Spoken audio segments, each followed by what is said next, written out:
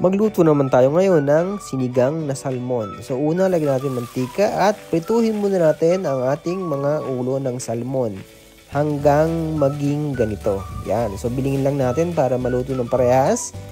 And then yung kabyak naman ay iprito rin natin ito. Yan. Iprito lang natin ito both sides. At pagka medyo orange ng ganyan, pwede na yan. At tanggalin na natin. Ilagay na natin sa ating lalagyan. Next, maglagay ulit tayo ng mantika at lagay natin ng ginger. Yan. So, haluin muna natin ito ng haluin. Then, next natin, ilagay na natin yung ating bawang dito. Yan.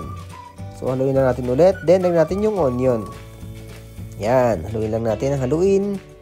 Then, ilagay na natin ito yung ating kamatis. So, inilagay lang natin ito sa gilingan. Then, giniling. And then, lagyan natin ito ng patis. Yan. Haluin lang natin ito mabuti.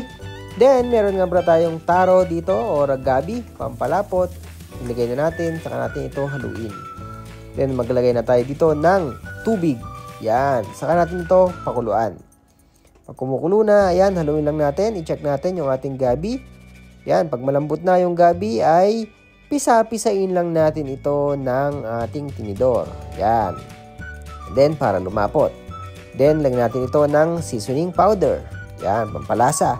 Saka natin ilagay dito yung ating pinirito kanina na ulo ng salmon. Yan. Haluin lang natin ito. And then, lagyan natin ito ng green chili. At ito, pampasarap. Lagay natin ito ng tokwa. I-slice lang natin ito ng maliliit na piraso.